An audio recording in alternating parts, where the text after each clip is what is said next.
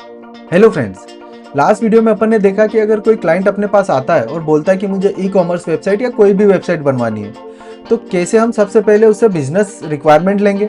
ठीक है, उस बिजनेस रिक्वायरमेंट को समझेंगे, उसके बाद हम सारी स्टेप्स फॉलो करेंगे और डेटाबेस डिजाइन करेंगे। ठीक है, तो कौन कौन सी स्टेप्स थी अपन ने लास्ट वीडियो में देखी कि सबसे पहले बिजनेस रिक्वायरमेंट लो, उसके बाद फिर एक्टर्स फाइंड आउट करो। ठीक है, एक्टर्स जब फाइंड आउट हो गए तो एक्टर्स फाइंड आउट होने के बाद अपन जो कस्टमर जर्नी या यूजर जर्नी है, जो भी एक्टर्स है उनकी जर्नी ड्रॉ करेंगे। जर्नी ड्रॉ करने के बाद फिर हमने जो फीचर्स है उनको आइडेंटिफाई किया था कि क्या क्या फीचर्स रहेंगे फ्लो के अकॉर्डिंग। ठीक है, फिर जब फीचर्स हमारे पास आ जाते हैं तो फीचर्स के बाद हम एंटिटीज फाइंड आउट करते हैं। ठीक है, कि डेटाबेस में कौन कौन सी टेबल रखनी है वो एंटिटी से पता करेंगे। जब एंटिटीज अपने पास आ जाती है तो हम उन एंटिटीज के बीच में एक रिलेशनशिप बनाते हैं। ठीक है, जब वो रिलेशनशिप बन जाती है तो फिर अपन ने ईआर डायग्राम ड्रॉ किया था और उस ईआर डायग्राम में अपन ने सारी एंटिटीज को एज अ टेबल ऐड किया था और जो रिलेशनशिप थी उनको अपन ने लाइंस के थ्रू डिफाइन किया था। ठीक है, और एंटिटीज को कनेक्ट किया था। ठीक है, तो ये सब अपन ने लास्ट वीडियो में किया था। इस वीडियो में अपन जो भी टेबल्स अपन ने ऐड करी थी उनके अंदर अपन जो फील्ड्स है, रिक्वायर्ड फील्ड्स क्या क्या होनी चाहिए वो ऐड करेंगे और फॉरेन कीज कौन सी टेबल में रखनी चाहिए वो हम देखेंगे। ठीक है, ठीक है, तो अपन ने यहाँ पर ये सारी टेबल्स ऐड करके रखी थी। जो भी रिलेशनशिप और एंटिटीज अपने को मिली उसके अकॉर्डिंग अपन ने यहाँ पे सारी टेबल्स और जो रिलेशनशिप है वो यहाँ पे ड्रॉ कर दी। ठीक है, तो यहाँ पर हर एक लाइन का एक मीनिंग है। ठीक है, जैसे यहाँ पर यूजर का और कार्ड का जो रिलेशनशिप है वो क्या है, यहाँ पे 1 to 1। जैसे आप देखोगे इस लाइन पे क्लिक करके तो ये जो सिंबल है ये 1 और ये 1। ठीक है, तो ये 1 to 1। और यहाँ पर ऑर्डर और ऑर्डर आइटम का क्या रिलेशन है, तो यहाँ पर अपन लाइन पे क्लिक करेंगे 1 to many। तो हर एक लाइन का एक मीनिंग है। ठीक है, यहाँ पर जो रिलेशनशिप है उनको रिप्रेजेंट कर रही है यहाँ पे लाइंस। ठीक है, तो ये सारी टेबल्स है, तो हम इनके अंदर रिक्वायर्ड फील्ड्स ऐड करने वाले हैं। ठीक है, तो क्या क्या रिक्वायर्ड फील्ड्स होगी, अपन यूजर से स्टार्ट करते हैं। तो यूजर के अंदर सबसे पहले तो उसका नेम, ठीक है, ईमेल, ठीक ये होगा। इसके अलावा और क्या रख सकते हैं, यूजर का नेम हो गया, ईमेल हो गया। ठीक है, इसके अलावा यूजर के अंदर और क्या हो सकता है, पासवर्ड। ठीक है, तो यहां पर अपन प्लेन पासवर्ड स्टोर नहीं करेंगे। रूबी ऑन रेल्स में अपन जो इनकोडेड पासवर्ड है वो यूज करेंगे। ठीक है, तो पासवर्ड डाइजेस्ट जो कि अपन डिवाइस जेम के थ्रू यूज करने वाले हैं। ठीक है, तो देखेंगे इसको अपन यहाँ पर पासवर्ड डाइजेस्ट जो फील्ड अपन ऐड कर रहे हैं। ठीक है, तो यूजर टेबल के अंदर ये सारी फील्ड्स हो गई। ठीक है, फॉरेन की अपन एंड में ऐड करेंगे। ठीक है, रिव्यूज के अंदर क्या क्या होना चाहिए, क्या क्या फील्ड्स होनी चाहिए, रिव्यूज में रेटिंग होनी चाहिए। ठीक है, कमेंट, कमेंट दे सकता है वो। ठीक है, कुछ भी टेक्स्ट कमेंट कर सकता है वो, रेटिंग, कमेंट। ठीक है, और इसके अलावा यही सब रहेगा रिव्यूज में। इसके अलावा एड्रेस, एड्रेस में क्या रहेगा, फुल नेम। तो अपन यहाँ पर एड्रेस जो टेबल है उसके अंदर फुल नेम क्यों रख रहे हैं, सपोज किसी और के एड्रेस पे अपने को ऑर्डर करना हो तो अपन उसका नाम यहाँ पे दे देंगे। ठीक है, फुल नेम हो गया। इसके बाद यहाँ पर एड्रेस, एड्रेस में क्या क्या रहेगा, स्ट्रीट, ठीक, स्ट्रीट हो गया, फोन हो गया, और इसके अंदर सिटी, स्टेट, कंट्री, ठीक है, जिप कोड। ठीक, ये सारी चीजें हो गई इसके अंदर। अब यहाँ पर एड्रेस और यूजर का जो रिलेशन है वो यहाँ पर शायद डिलीट हो गया, इसको फिर से ड्रॉ कर लेते हैं। तो यूजर के कितने एड्रेस हो सकते हैं, एक यूजर के मल्टीपल एड्रेस हो सकते हैं। ठीक है, तो अपन यहाँ पे ड्रॉ करते हैं। ठीक है, तो ये इसको चेंज करना पड़ेगा लाइन को। एक यूजर के कितने एड्रेस हो सकते हैं, 1 to many, तो यहाँ पर many आ जाएगा।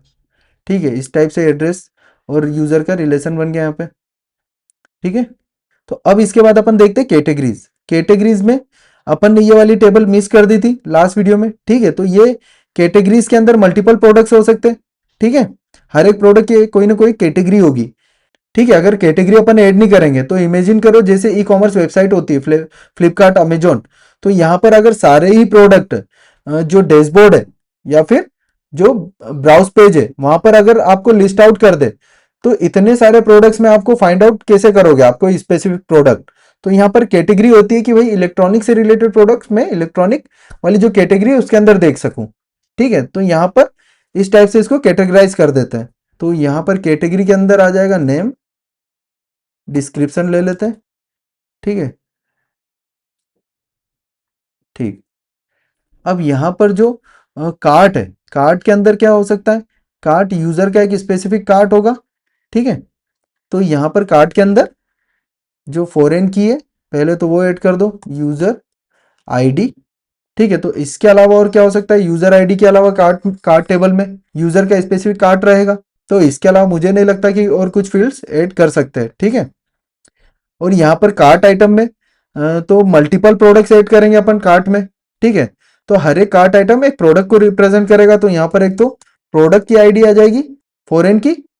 ठीक है, और यहाँ पर ये जो कार्ट आइटम है ये कार्ट से रिलेटेड रहेगा, तो यहाँ पर कार्ट की आईडी भी आ जाएगी। ठीक है, इसके बाद विश लिस्ट, तो विश लिस्ट में भी सेम यूजर का होगा ये, तो यूजर आईडी। इसके बाद विश लिस्ट आइटम में ये भी प्रोडक्ट को रिप्रेजेंट करेगा, तो प्रोडक्ट आईडी। ठीक, और wish list ID, wish list ID. ठीक है, इसके अंदर हो गया, ये हो गया कैटेगरी हो गया। ठीक है, यहाँ पर प्रोडक्ट टेबल में अपन ने already name, description, SQ number, ठीक है, जो कि जो यूनिक नंबर रहेगा वो है ये। ठीक है, कैटेगरी आईडी यहाँ पर रख दी अपन ने। ठीक है, क्योंकि एक प्रोडक्ट की, हर एक प्रोडक्ट की कोई ना कोई कैटेगरी होगी, तो यहाँ पे कैटेगरी आईडी कर दी है। यहाँ पे प्राइस, स्टॉक। ठीक है, ये हो गया प्रोडक्ट। अपने पास ऑलमोस्ट सारी टेबल्स हो गई है। ऑर्डर, ऑर्डर बचा हुआ है। ठीक है, तो ऑर्डर टेबल में यूजर आईडी आ जाएगी। ठीक है, इसके अलावा और क्या ऐड हो जाएगा, ऑर्डर जो टेबल है उसके अंदर यहाँ पर टोटल अमाउंट। ठीक, कि कितना अमाउंट हुआ है।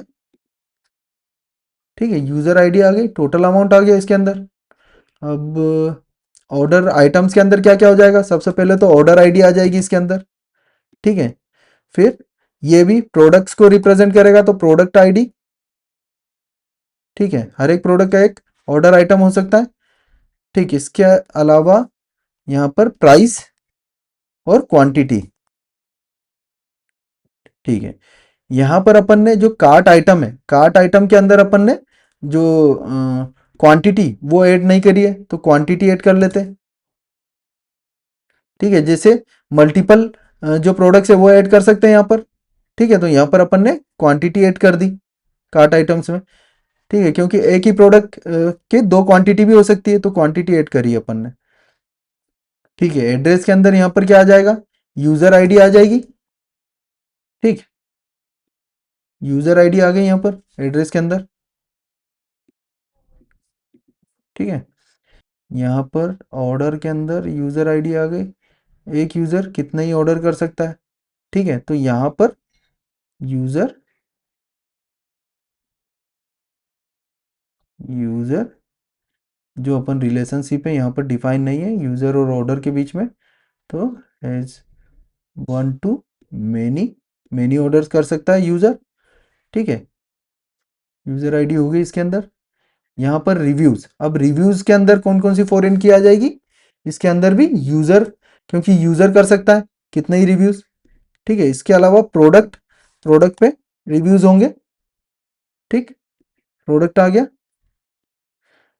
ठीक है, तो रिव्यूज और प्रोडक्ट का रिलेशंस यहाँ पे डिफाइन है, बट रिव्यूज टेबल का यहाँ पे डिफाइन नहीं है। तो अपन यहाँ पे रिव्यू टेबल के लिए यूजर और रिव्यूज का जो रिलेशनशिप है वो यहाँ पे डिफाइन कर देते हैं। ठीक है, तो यूजर वन टू मैनी। ठीक है, रिव्यूज कितने रहेंगे, मैनी, कितने ही रिव्यूज दे सकता है वो एक यूजर। ठीक है, तो यहाँ पर वन टू मैनी अपन ने रिलेशनशिप ड्रॉ कर दी। ठीक है, ये हो गया, रिव्यूज हो गया, यूजर हो गया। ठीक है, एड्रेस हो गया, ऑर्डर आइटम्स हो गया, ऑर्डर्स हो गया, पेमेंट। ठीक है, पेमेंट्स में क्या क्या हो सकता है, पेमेंट के अंदर सबसे पहले स्टेटस, ठीक है। सेम ऑर्डर के अंदर भी स्टेटस आएगा कि ऑर्डर प्लेस हुआ है, शिप्ड हुआ है या फिर पेंडिंग है, ठीक है। तो इस टाइप से स्टेटस ऑर्डर्स टेबल के अंदर भी आएगा, ठीक है। इसके बाद यहाँ पे पेमेंट टेबल में स्टेटस आ गया, ठीक है। ट्रांजेक्शन आईडी आ जाएगी। ट्रांजेक्शन आईडी मतलब जो भी पेमेंट गेटवे अपन यूज करेंगे वो कोई ना कोई वो एक थर्ड पार्टी रहेगा, तो अपने को कोई ना कोई एक ट्रांजेक्शन आईडी रिटर्न करेगा वो रिस्पॉन्स में।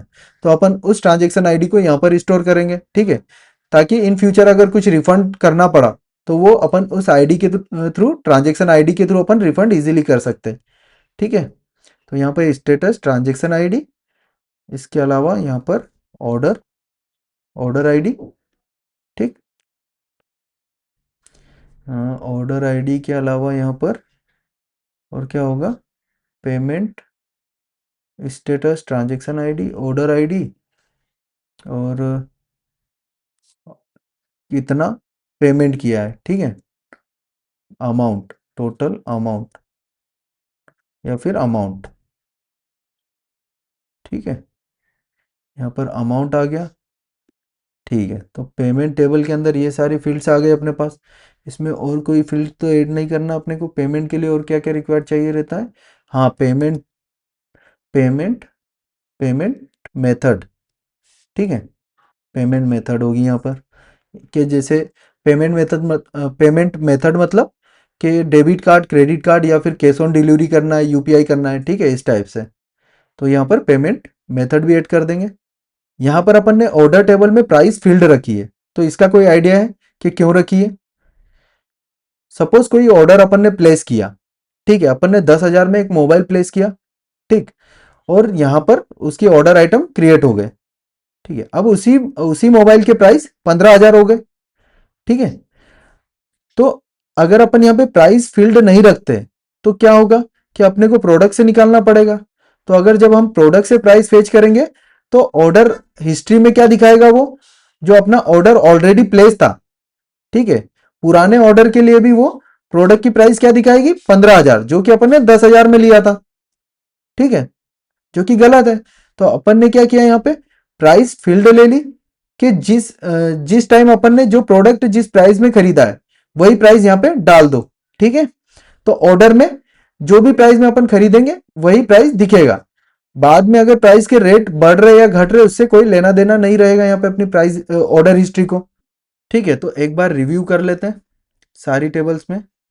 यूजर से स्टार्ट करते हैं, ठीक है। यहाँ पर अपन ने यूजर टेबल में एक चीज ऐड नहीं करी है, कौन सी फील्ड है वो, रोल, क्योंकि यहाँ पर मल्टीपल रोल अपन हैंडल कर रहे हैं जैसे कस्टमर और एडमिन। तो यहाँ पर एक रोल फील्ड होगी जिसके अंदर अपन डिफाइन करेंगे, ठीक है, कि कौन सा रोल है, ठीक है। यहाँ पर नेम स्ट्रिंग, ईमेल स्ट्रिंग, ठीक है, पासवर्ड स्ट्रिंग और रोल इंटर रखते हैं, ठीक है। यहाँ पर एड्रेस टेबल के अंदर full name, street, phone, city, state, ship, यहाँ पर फुल नेम स्ट्रिंग, ठीक है, स्ट्रीट, स्ट्रिंग, फोन, इसको इंट रखते हैं, फोन को भी स्ट्रिंग कर देते हैं, +91 भी हो सकता है इसमें, string, city string, state string, country string, ठीक है, जिप कोड यहाँ पर इंट रखते हैं, कॉलम नेम ये वाला रिमूव करना अपने को, ठीक है, तो ये रिमूव कर देते हैं, ठीक है। इसके अलावा रिव्यूज टेबल के अंदर अपन ने रेटिंग, कमेंट, तो रेटिंग यहाँ पर इंट, ठीक है। कमेंट अपन यहाँ पर क्या रखें, स्ट्रिंग, ठीक है। कमेंट यहाँ पर, कमेंट थोड़ा बड़ा भी हो सकता है तो अपन इसको रख लेते हैं टेक्स्ट, ठीक है।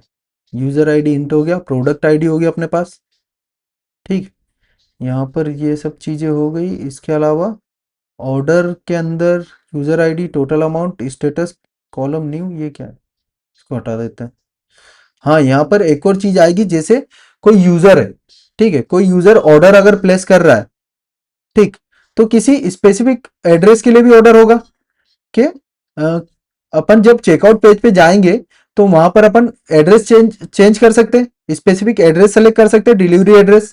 ठीक है, तो वो डिलीवरी एड्रेस यहां पर अपने को रखना पड़ेगा। तो उसके लिए एड्रेस आईडी अपने को इसके अंदर रखना पड़ेगा, तभी तो पता चलेगा कि कौन सा ऑर्डर कौन से एड्रेस के लिए डिलीवर प्लेस हुआ है। ठीक है, ये हो गया। इसके बाद order item ID, product ID, price.